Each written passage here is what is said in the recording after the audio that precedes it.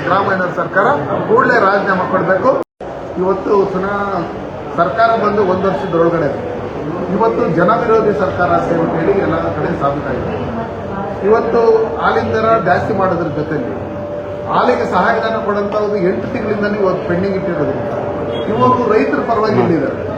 ರೈತರ ವಿರೋಧಿ ಸರ್ಕಾರ ಈ ಕಾಂಗ್ರೆಸ್ ಸರ್ಕಾರ, ಸಿದ್ದರಾಮಯ್ಯ ಸರ್ಕಾರ. ಅದೇ ರೀತಿಯಲ್ಲಿ ದಲಿತರ ಪರವಾಗಿರ್ತೀರಿ ಅಂತ ಹೇಳಿ ದಲಿತರು ಸೇರ್ಬೇಕಾಗಿರ್ತಕ್ಕಂಥ ಎಸ್.ಸಿ. ಮತ್ತು ಎಸ್.ಟಿಗೆ ಸೇರ್ಬೇಕಾಗಿರ್ತಕ್ಕಂಥ ಅವರ ಡೆವಲಪ್ಮೆಂಟ್, ಏರಿಯಾ ಡೆವಲಪ್ಮೆಂಟ್, ಅವ್ರ ಜನಾಂಗ ಡೆವಲಪ್ಮೆಂಟ್ ಮಾಡಬೇಕಂತೇಳಿ ಮೀಸಲಿಟ್ಟಿದ್ದಂಥ ಏನು ಹಣ ಇತ್ತು ಅದನ್ನು 28,380 ಕೋಟಿ ಹಣವನ್ನು ಗ್ಯಾರಂಟಿಗೆ ಬಳಸಿ ದಲಿತರಿಗೆ ಮತ್ತು ಎಸ್.ಸಿ. ಜನಾಂಗಕ್ಕೆ ಅನ್ಯಾಯ ಮಾಡಿರ್ತಕ್ಕಂಥದ್ದು ಈ ಕಾಂಗ್ರೆಸ್ ಸರ್ಕಾರ.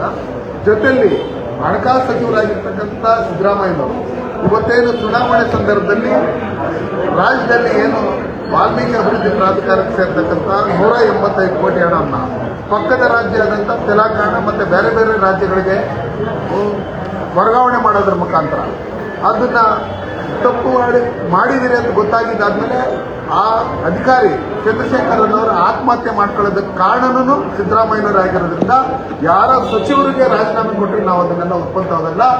ಯಾರು ಹಣಕಾಸು ಸಚಿವರು ಇರ್ತಾರೆ ಅವ್ರ ಸಿಗ್ನೇಚರ್ ಇಂದ ಒಂದೇ ₹1 ಬೇರೆ ಕಡೆ ಹೋಗಲ್ಲ. ಹಾಗಿರ್ತಕ್ಕಂಥ ಸಂದರ್ಭದಲ್ಲಿ ಸಿದ್ದರಾಮಯ್ಯನವರು, ಡಿ.ಕೆ. ಶಿವಕುಮಾರ್ ಅವರು ಇಬ್ಬರೂ ರಾಜೀನಾಮೆ ಕೊಡಬೇಕು. ಈ ರಾಜ್ಯದಲ್ಲಿ ಗ್ಯಾರಂಟಿಗಳನ್ನ ಹೇಳಿ ಇವತ್ತು ಬಂದು ಅಕ್ಕಿ ಹಣವನ್ನು ಇವತ್ತು ಸುಮಾರು 3-4 ತಿಂಗಳಿಂದ ಕೊಡ್ತಾ ಇಲ್ಲ. ಅದಕ್ಕೋಸ್ಕರ ಇವತ್ತು ಜನಗಳಿಗೆ ಯಾಮಾರಿಸಿ ಇವರು ಓಟ್ ಹಾಕ್ಸ್ಕೊಂಡು ಬಂದಿದ್ದಾರೆ.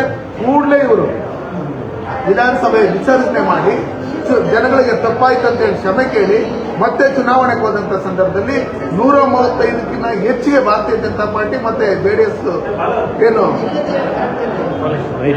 ಮೈತ್ರಿ ಅಭ್ಯರ್ಥಿಗಳು ಗೆದ್ದು ಕರ್ನಾಟಕ ರಾಜ್ಯದಲ್ಲಿ ಬಿಜೆಪಿ ಸರ್ಕಾರ ಬರುತ್ತೆ. ಅದಕ್ಕೋಸ್ಕರ ಇವತ್ತು ಡೀಸೆಲ್ ಬೆಲೆ, ಪೆಟ್ರೋಲ್ ಬೆಲೆ ಇದೆಲ್ಲ ಜಾಸ್ತಿ ಮಾಡಿ ಇವತ್ತು ಕೂಲಿ ಕಾರ್ಮಿಕರಿರ್ಬೋದು, ಕಟ್ಟಡ ಕಾರ್ಮಿಕರು, ಲಾರಿ ಮಾಲಕರಿರ್ಬೋದು, ಆಟೋ ಚಾಲಕರಿರ್ಬೋದು, ಟ್ಯಾಕ್ಸಿ ವಾಹನಗಳಿರ್ಬೋದು, ನಮ್ಮ ಯಾರ್ಯಾರು ದ್ವಿಚಕ್ರ ವಾಹನಗಳು ಇಟ್ಕೊಂಡಿರೋ ಪ್ರತಿಯೊಬ್ಬರಿಗೂ ಮೋಸ ಮಾಡಿರ್ತಕ್ಕಂಥ ಜನ ವಿರೋಧಿ ಸರ್ಕಾರ ಈ ಕಾಂಗ್ರೆಸ್ ಸರ್ಕಾರ.